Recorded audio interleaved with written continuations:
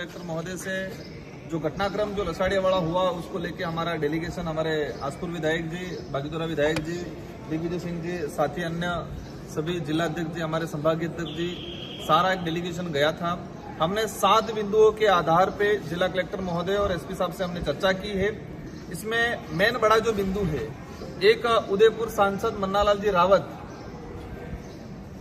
उन्होंने एक वीडियो इनका वायरल हो रहा है, वीडियो वायरल हो रहा है, उसमें कहा गया है कि जो बीएपी से जुड़ा आदिवासी है उनके लट मारो और उनके घरों में आग लगाओ।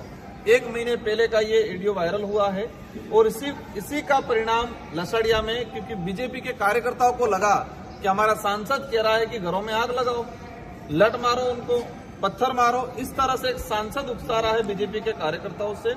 तो उन्होंने उसी आधार पे वहीं से उन्होंने कहीं न कहीं माहौल बना और लसाड़िया के अंदर हमारे दरियावद विधायक जी पे जो आक्रमण हुआ, तो हमारा पहला बिंदु ये रहा है कि कानून सबके लिए होता है। एक सांसद आम कार्यकर्ता को उकसा रहा है कि घरों में आग लगाओ, तो उस आधार पे कानूनी कार्रवाई होनी चाहिए, उसको लेके पहला बिंदु है।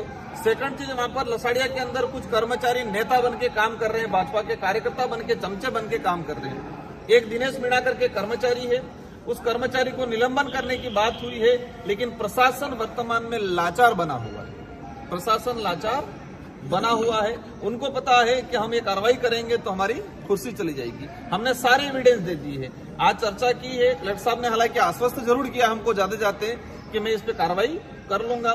अगर कार्रवाई करते हैं तो ठीक है, कार्रवाई नहीं करते हैं तो हमारा डेलीगेशन अभी तय करेगा कि ये आंदोलन आगे बढ़ना है, धरना स्थल आगे बढ़ेगा कि इसका नया रूप लेगा, वो हम आगे भी हम बैठ के डिसाइड करेंगे।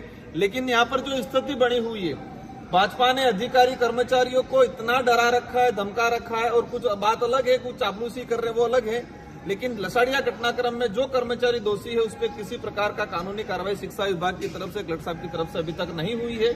5 दिन होने आ गए हैं। हमारा फाइनल डिसीजन यही रहेगा कि उन कर्मचारियों पे कार्रवाई करे, और एक सांसद जिस तरह से आदिवासी समाज का सर्टिफिकेट लगा के गया और समाज के लोगों को ही आग से मारने की धमकी दे रहा है, तो ऐसे सांसद के खिलाफ भी कानूनी कार्रवाई करे, ये हमारी मांग रही गई।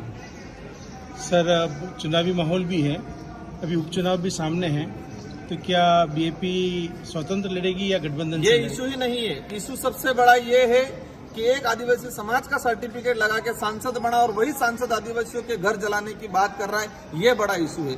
इशू ये है कि निर्वाचित हुआ विधायक वह उसके विधानसभा क्षेत्र में जाता है और भाजपा के गुंडागर्दी वाले लोग उसके साथ मारपीट करते हैं, वो इशू है। तो हमारा आज जो बड़ा इशू है, चुनाव का इशू ही नहीं है। भाजपा जिस तरह से देश में पूरे राज्य में माहौल बना के रखा है, वो इस इलाके में भी चलाना चाह रहे हैं। हम कतई चलने नहीं देंगे। हम चाहेंगे संवैधानिक दृष्टि से शांतिपूर्वक तरीके से मामला निपट जाए, बाकी हमको जेल जाना पड़े उसके लिए भी तैयार है। ठीक सर, थैंक यू।